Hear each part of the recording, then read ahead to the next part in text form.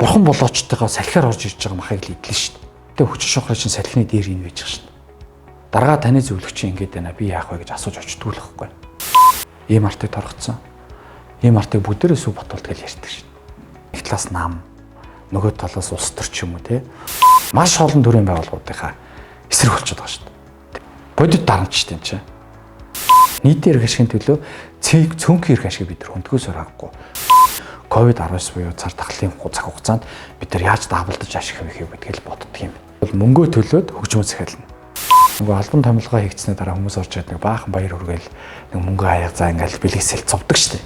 Одоо орж ирсэн болгон тэр камерыг хартдаг байхгүй. Ажил өрөө контентыг үзэж байгаа та бүхэнд энэ өдрийн мэндийг хүргэе. Намайг Баталзын Батэрдэн гэдэг шудраг өстой эрхлэгчийн төлөө газрын дараагаар ажилладаг та бүхнийг манай ажил өрөөтэй танилцахыг урьж байна.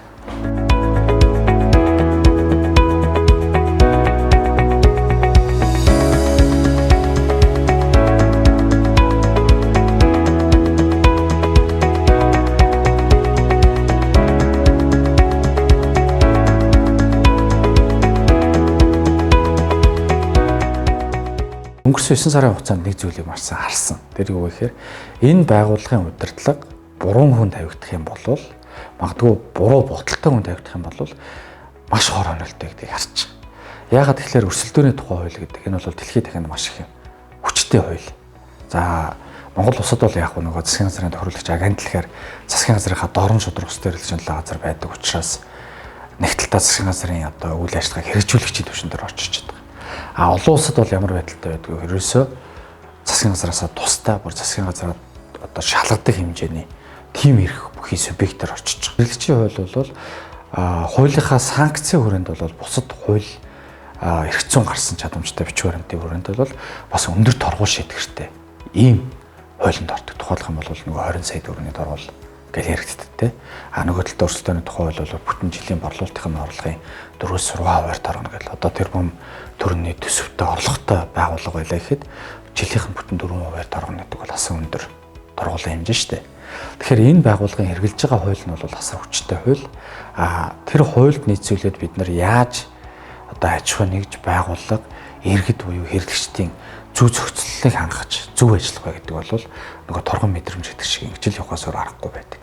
Ийм л байгууллага гэж бид бодож байна. Шудраг өстөнд хандах юм бол шудраг өстой хэрэгжлийн төлөө газар бол аливаа асуудлыг тэгж ямар ч байсан нэг шийдвэрлэдэг.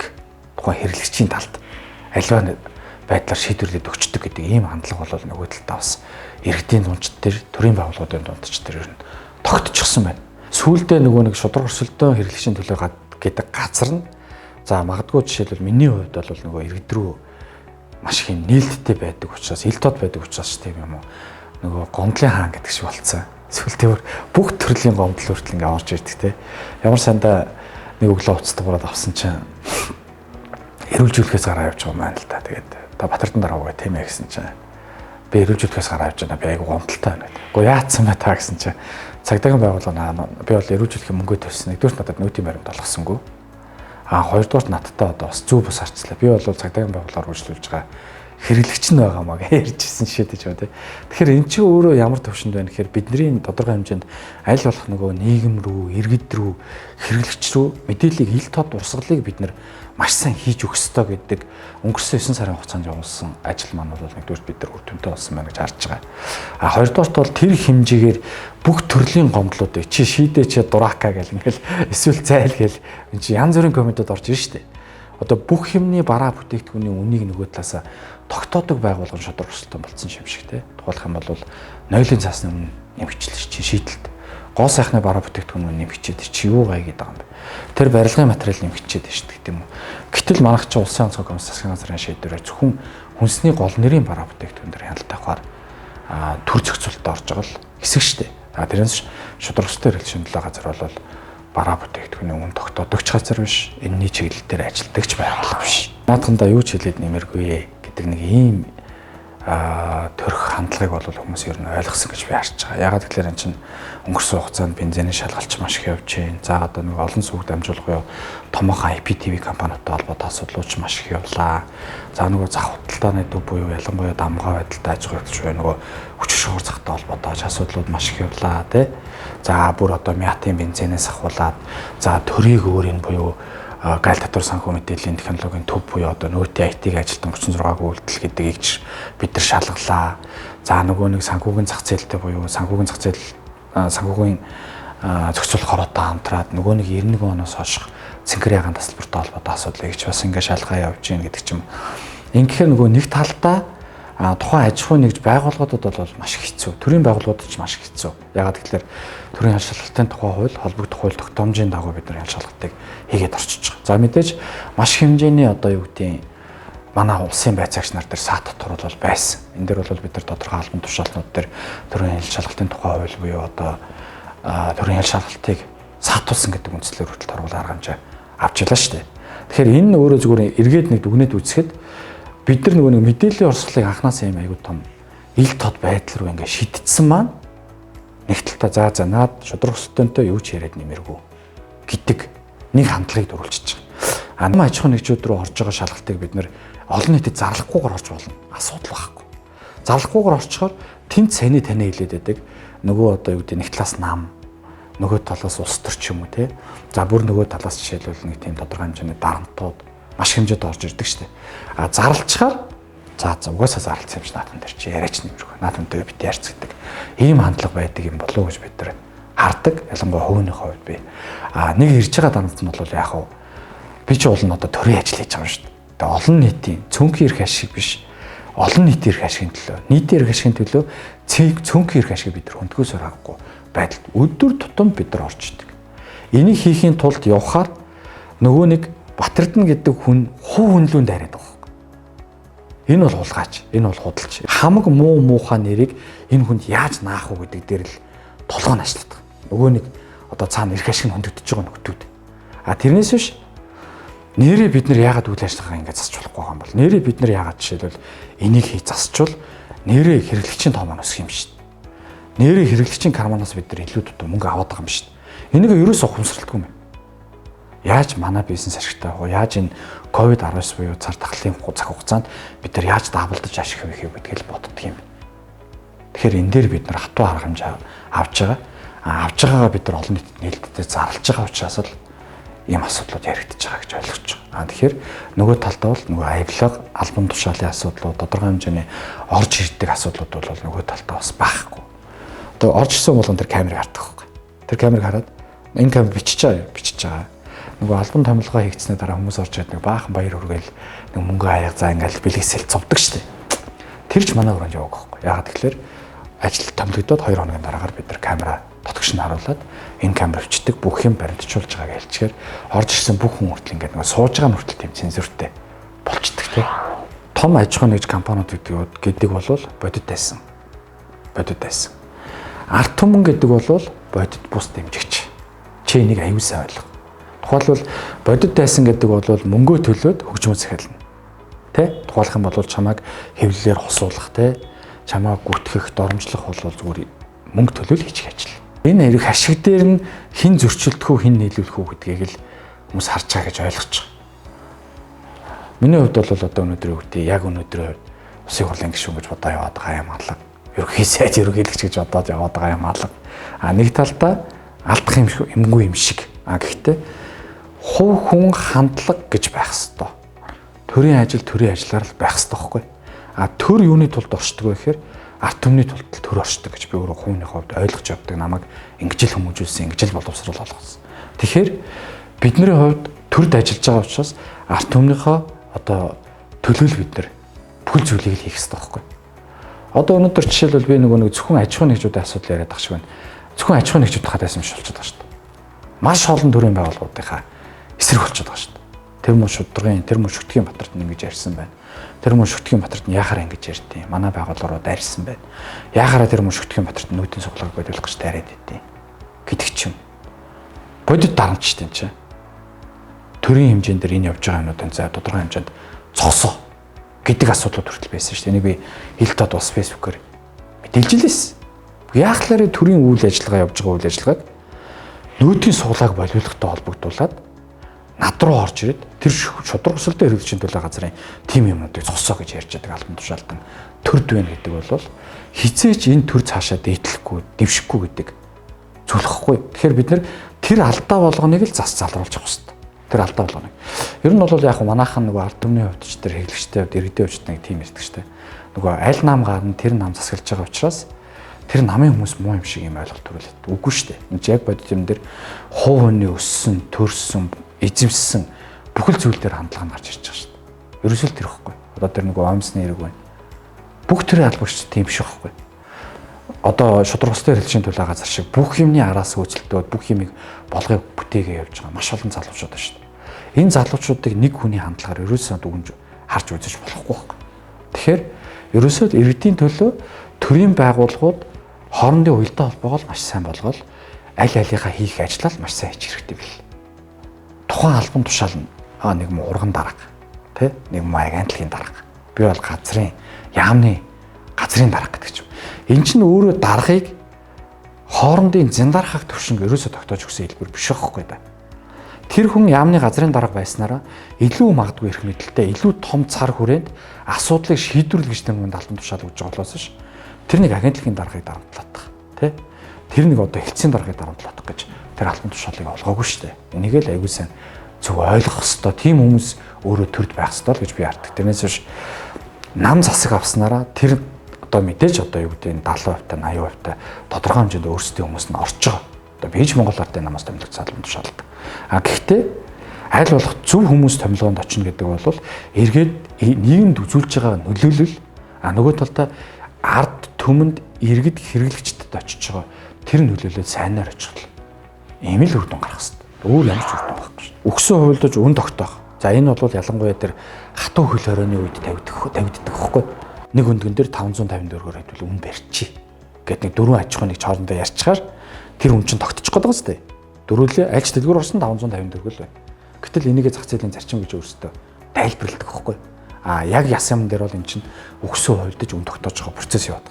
Тухайн бараа бүтээгдэхүүн байгаад байна. Гэхдээ зарахгүй. Өдөөс өмнө хэдүүлээ зарахгүй шүү. Ягаад гэвэл хөөрөгдөл тодорхой хэмжээний зохиомжтой хомсдлыг үүсгэж хагаад өдөөс хойш гарахтаа үнэ хэдүүлээ тэдэр гаргаж зарыг гэдэг ч юм. Энэ дэр чи хаалт тавих гэдэг шүү. Чи бодоод үзэлтэй нэг аж ахуйн нэг 20 саяд оруулах уу? Эсвэл одоо тодорхой хэмжээнд хууль дүрм мөрдөж ажиллах уу? Тэ? Ерөөсөө л энэ байхгүй. Тэгэхээр бид нар гарах үр дүнгийг харж агаад манай шийдвэрүүд гардаг. Нэг талтаа. Ингийн зур арга байхгүй. Би одоо үнэ л хэлж чинь тэ. Нөгөө талдаа бид нар жишээлбэл юу гэдэг огт торгож болохгүй гэдэг нь үнийн хөрөгдлийг саяны өгсөн хувьд зохиомжтой хавцлыг бид яаж зогсоох юм? Ямар ч зогсоох боломжгүй байхгүй юм чи өөр. Эн чинь зах зээлийн зарчим биш. Манайхан бол зөвхөн зах зээлийн онлоо яриад байгаа. Нөгөө нийлүүлэлт, эрэлт, үн гэдгийг л яриад байгаа байхгүй. Гэтэл аж байдлын онол гэж байгаа. Аж байдлын онол гэдэг бол аж байдлын судалждаг. Тэ? Үнэхээр одоо бараа бүтээгдэхүүн хүмүүснээр иргэд дээр ямар төвшөнд очих юм? Хэрэглэгчийн онол гэж тустай байна.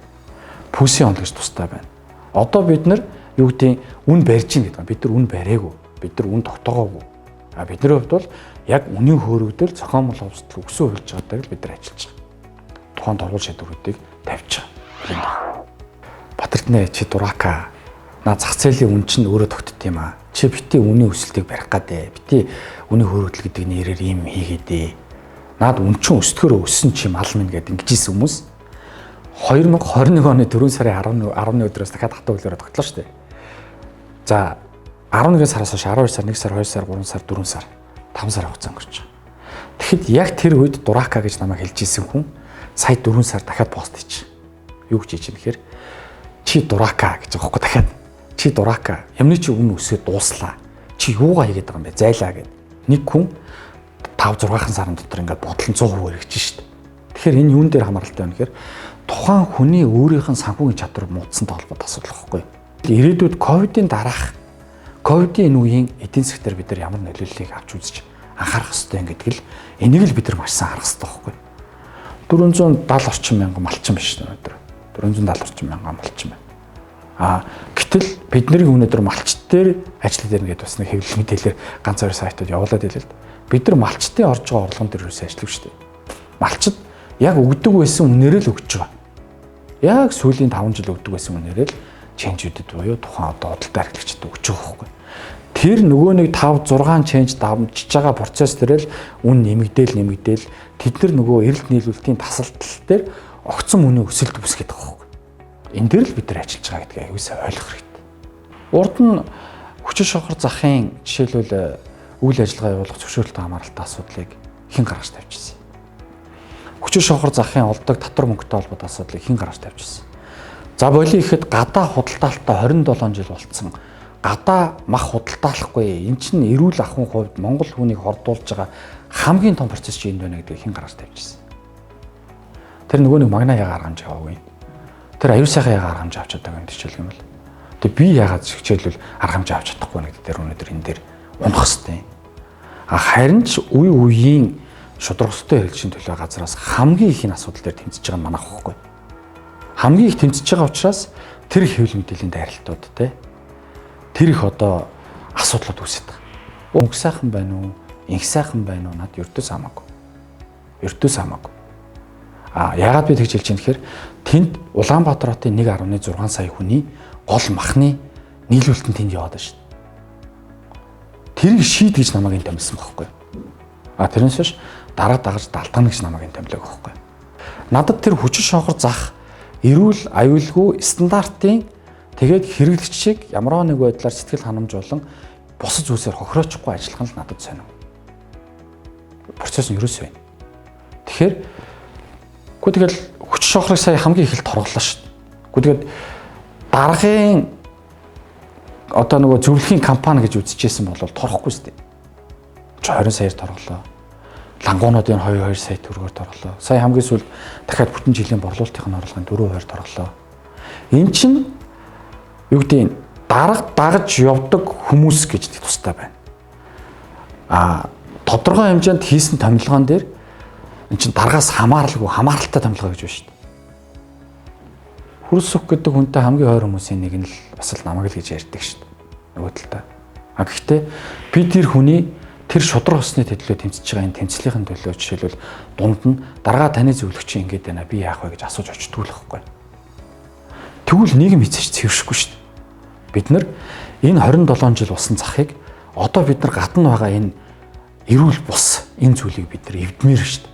Дотгошоо яга оруулжлахгүй байгаа. Яга зөвхөн наран туул хүчин шохор гэдэг хоёр захал гадаа байгаад идэв. 27 жил байлаа шүү дээ. Одоо болоо юм шүү. Би хамгийн амар ноцтой зүйл хэлэх үү. 70 давхар гэж байдаг тий. Улаанбаатарчуудын хамгийн хүний авч оршуулдаг газар. За яг одоо л хаагдсан байна. Гэхдээ хүчин шохрын чинь салхины дээр энэ байж байгаа шүү дээ.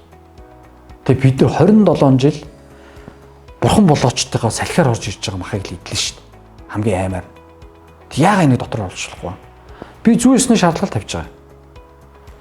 Махад дотгошоо оруул. Хэрэглэгчд төлбөрийн баримт олгодог бол энийг л хэлж байгаа шүү дээ. Ийм артыг торгоцсон.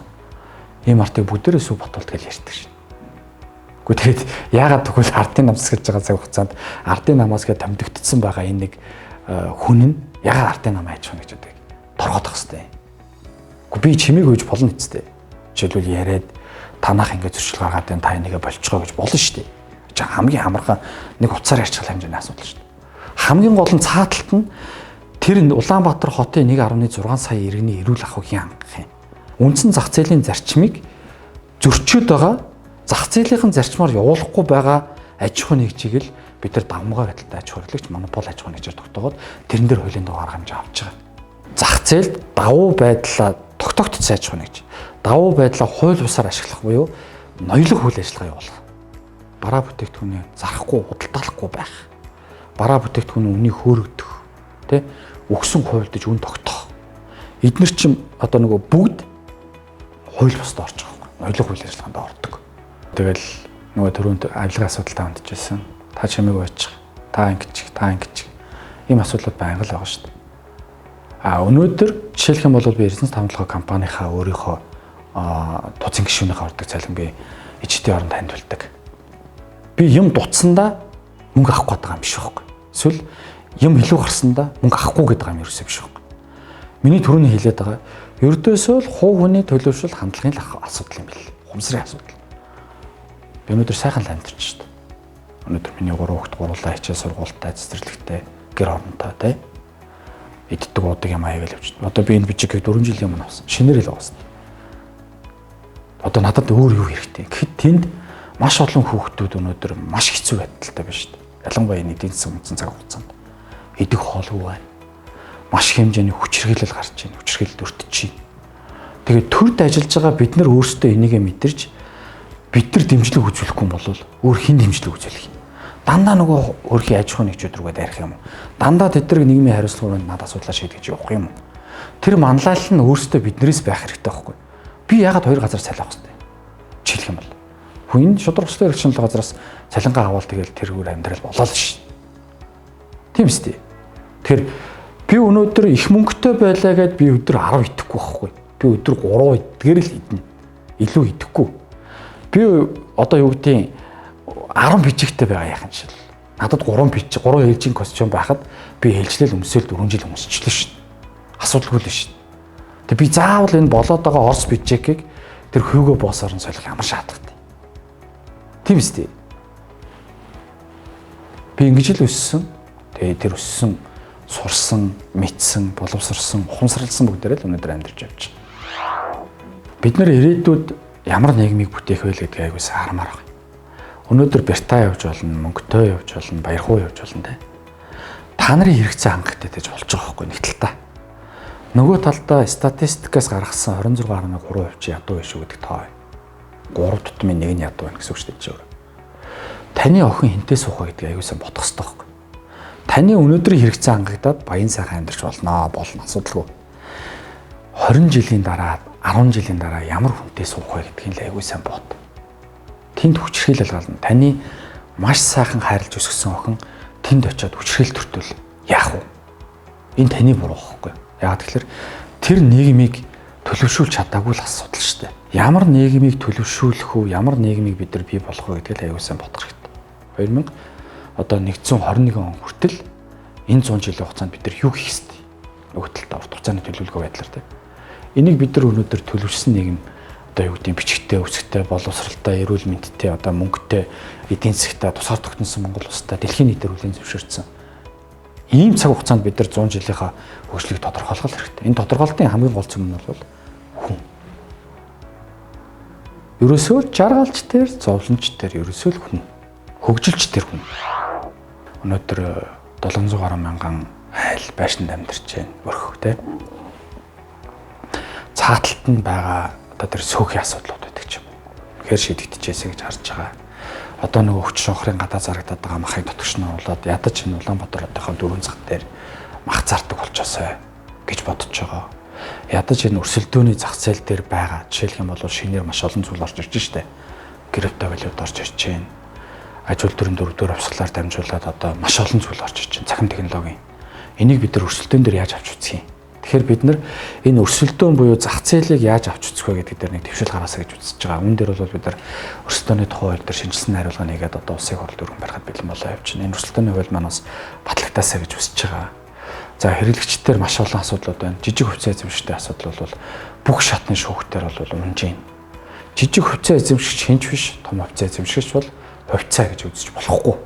Энэ бол болохгүй асуудал. Тэгэхээр энийг бид нар яаж зохицуулах юм? Жишээлбэл 91 оноос хойш тэр цэнхэрийн насбартай холбоотой асуудлууд байна тий.